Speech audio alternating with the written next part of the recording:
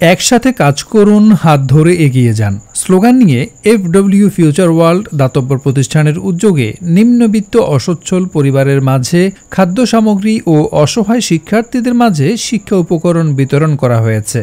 শুক্রবার জুমার নামাজের পর Sutrapur Banglabazar Lalkuthi jubilee school and কলেজে অনুষ্ঠানের আয়োজক মোহাম্মদ জিয়াউল রতনের সভাপতিত্বে এই বিতরণ কর্মসূচি অনুষ্ঠিত হয়।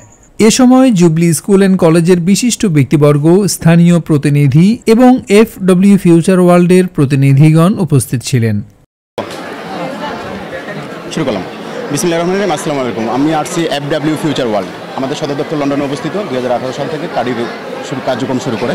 তা আমরা একটি খুব গুরুত্বপূর্ণ দিনে আজকে আছি, যেটা হলো আমরা মোটামুটি 150টা পরিবারকে কিছু শুকনা বাজার সহযোগিতা করতেছি। 100 ছাত্রছাত্রীকে আমরা কিছু শিক্ষা সামগ্রী উপহার করতেছি এবং 200 শিশুকে আমরা পোশাক সরবরাহ করতেছি এবং আমার কোম্পানি এফডব্লিউ ফিউচার ওয়ার্ল্ড তাদেরকে উপহার হিসেবে পাঠিয়েছে। এবং আমার কোম্পানির পরিকল্পনা হলো আগামী 5 বছর বাংলাদেশের 40 লক্ষ মানুষকে স্বাবলম্বী করা।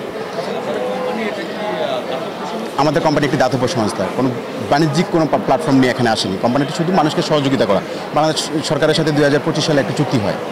তো আমরা ওই চুক্তি অনুযায়ী এই কোম্পানি, আমরা আজকে এখানে যে অনুষ্ঠানটা করতেছি, কোম্পানি কোনো স্বার্থের জন্য এখানে আমাদেরকে পাঠাইছে শুধুমাত্র তাদেরকে সহযোগিতা করার জন্য।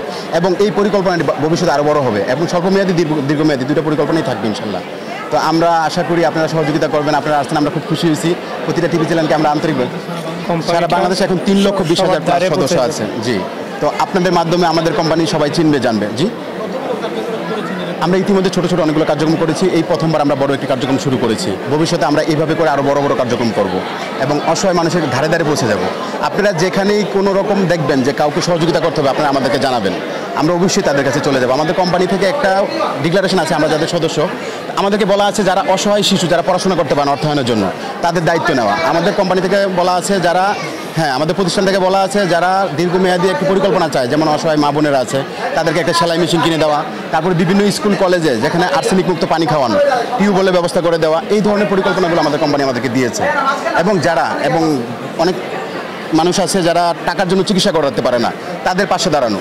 তো আমরা আমাদের কোম্পানির কাছে এই জিনিসগুলোকে প্রেজেন্ট করি, তো তখন তারা আমাদের জন্য টাকা বরাদ্দ করে।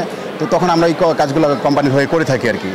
আর আমরা আশা করতেছি বাংলাদেশে আমাদের 1000টি প্লাস সার্ভিস সেন্টার থাকবে মানুষকে সহযোগিতা করার। সেটা কাজ চলতেছে আমাদের।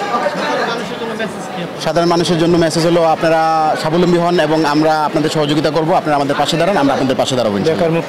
বেকারত্ব দূর করতে চাই আমরা। আমাদের কাজ হলো বেকারত্ব দূর করা। প্রথম টার্গেট হলো আমাদের এটা।